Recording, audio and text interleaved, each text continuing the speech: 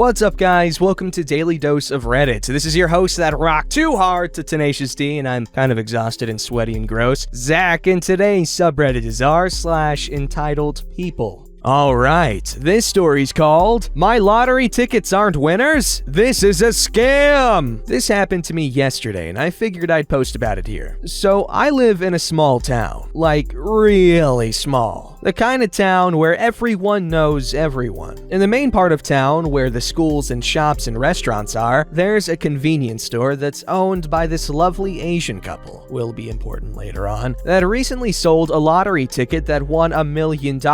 Because of this, a lot of people stopped buying tickets at our local grocery store since there weren't a lot of people winning anything, and started going to that store instead, including my mom. I personally don't buy lottery tickets, mainly because I don't have money, but it also isn't something I personally find interesting. I bought one when I turned 18 just for the satisfaction of being able to, since I still can't drink or smoke for another year or so. Not legally anyway, but that's about it. However, whenever my mom goes to the convenience store to buy her lottery tickets, I'll come with her because she'll buy me a bag of chips or Pop-Tarts or something because she's a great mom and I'm continuing to be a leech for as long as I can until I go off to college. So it's a normal lottery day. Dinner is done and I'm already hearing the call of Pop-Tarty goodness from all the way in town. And we head out. We get there, get our stuff, and head to the counter. There's one guy ahead of us, so we keep ourselves 6 feet away and wait for him to finish up. Now this dude has 3 small boxes absolutely filled to the brim with lottery tickets. The kinds where a person at the counter scans them, and 90% of the time you hear that annoying jingle that plays for way too long, followed by an automated "winner" comment from the machine. And it turns out to be just another free play or whatever it's called. My lottery knowledge is not exactly extensive.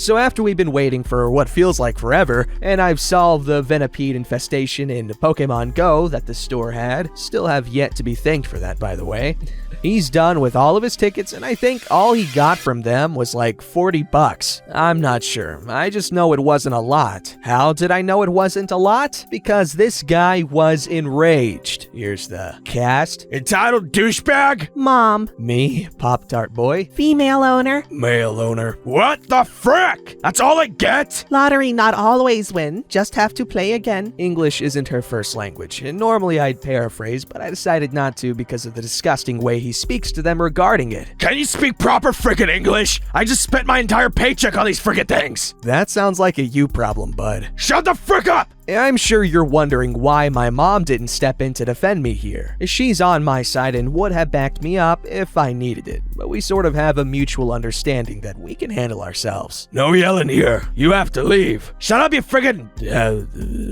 mean word. You're supposed to be good at math. More tickets equals more money. I'm willing to bet that you didn't do too well in math class. Well, at least now we know you aren't the worst mathematician in town. Though with a bet like that, you'd probably win more money than he just did. It's at this point, male owner comes out to handle things since he wouldn't leave. So does this one speak better English? He did, but he still has an accent. So what is the problem? I tell you what is the problem. You stupid wife not give me enough money. Dude, you bought a crap load of lottery tickets and didn't win. Just go home and scrounge for coins under your couch cushions so you can pay your bills and move on with your undoubtedly sad life. Entitled douchebag doesn't say anything. He just gets up in my face and starts breathing really heavily, like he's about to swing on me. I was already nervous because of the whole pandemic thing, and even though we both had masks on, getting close to a guy who certainly didn't seem to be doing too well hygienically didn't seem like the best type of social distancing. But he was a pretty big guy, and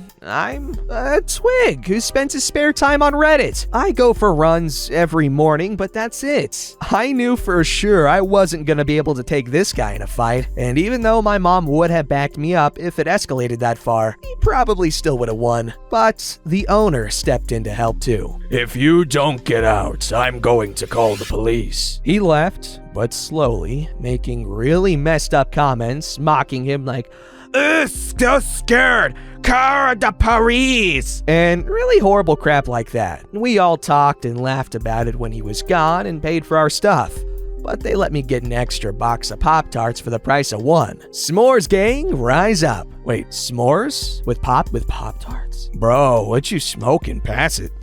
My mom's lottery tickets are the ones you scan online, and when we got home from the store, she scanned hers and won $20, which we both laughed our asses off about and confused the hell out of my brother and grandma. But that's about it. I'll update this post if I find out anything new, but I wouldn't be surprised if the guy got shunned by the rest of our town for the way he acted. It's happened before. But we're usually kind of, if you'll apologize, we'll let bygones be bygones. Town, which is to be expected. We're Canadian. Moral of this whole encounter, if you play the lottery, fine. That's your choice and nothing's wrong with that. But don't buy dozens of them and get mad and or racist if you don't make millions. Yeah, guys, lottery tickets are a dangerous game. Okay, as someone who's worked at gas stations for a couple of years at least, I sold a lot of lottery tickets. And let me tell you, those people and the people who buy cigarettes, they're usually the same people, are our most repeat customers. Even people that don't buy cigarettes, so I'm just saying that's how effective they are. And sure, yeah, oh hell yeah, I won $50. Yeah, but you spent like 300 and won like 75 total, so who's really winning here? I mean, if you buy a lottery ticket like once a week or like once a month or something, I'm sure it's fine, but don't like depend on them. That's not gonna work out for you.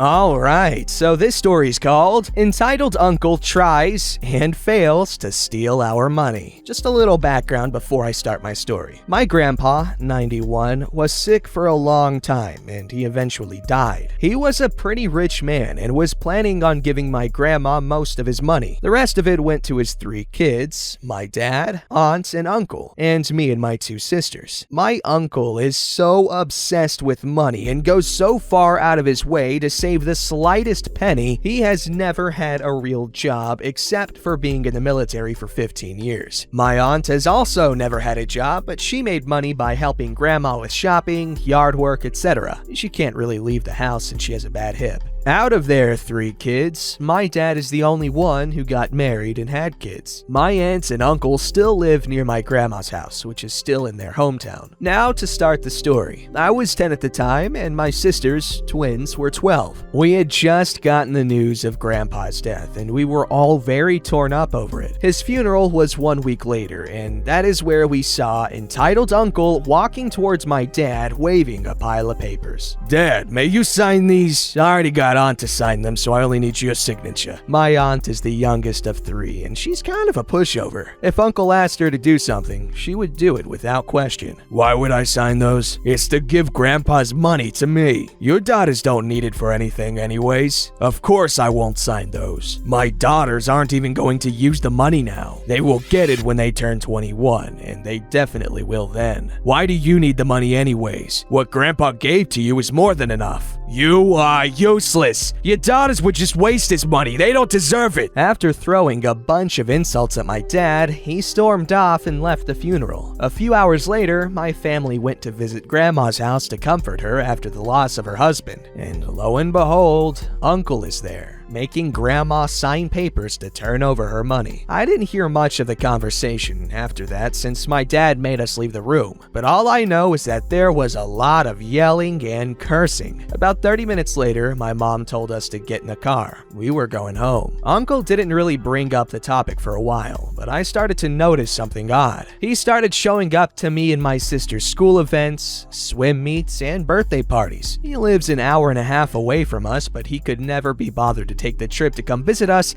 before then, which is why I found it strange. Later I learned he was doing this to try to get us on his side so we would convince Dad to sign the papers to turn over our money. I didn't really think about it at the time, but now I realize how desperate he was being. Like, why would you try to guilt your 11 and 13-year-old nieces who didn't understand what was going on to give up money that was going to be theirs in the future? And when I think about it more, why does he even need our money? He already had aunts and grandma's money on top of his own, so why did he think he was so entitled that he needed all of Grandpa's money? Anyway, Dad figures out Uncle's plan and asks him to stop coming to see us because it wasn't going to work. A few months later, Dad learns that Uncle was taking him to court to try to get Dad's money along with mine and my sister's. I don't know all the details since I was only 11 at the time, but I could tell Dad was furious. I didn't actually see the court case, but I know that Uncle lost, and my mom told me that he was also forced to return the money to Aunt and Grandma too. Defeated, he had no choice but to stop asking us for money, or at least I thought so. Years after the court case, Uncle started asking for money again, but this time he was asking my sisters to sign the papers. Dad has told us all that if we were ever asked by Uncle to give him our money, to say no, so that is what they did. I could tell Uncle wasn't expecting that. I think he thought that we had no idea what the papers were for and that we would do anything he told us, but he was sorely mistaken. My sisters might not look smart, but they were able to see right through him. Wait, what? What is that supposed to mean? After that, we never saw Uncle again. He probably knew if he had asked me, I would have said no. My grandpa gave me the money, and I wasn't planning on giving it away to someone who didn't even need it. I'm about to be old enough to inherit the money, and I plan to put it to good use. Thank you so much for reading my first Reddit post, and let me know what you think. Sorry this story wasn't so detailed, but I promise they'll be better in the future. Man, that uncle's a creepy little something, little wackadoo.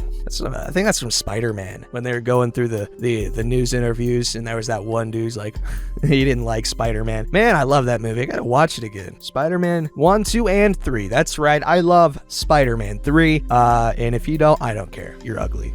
Anyway, that's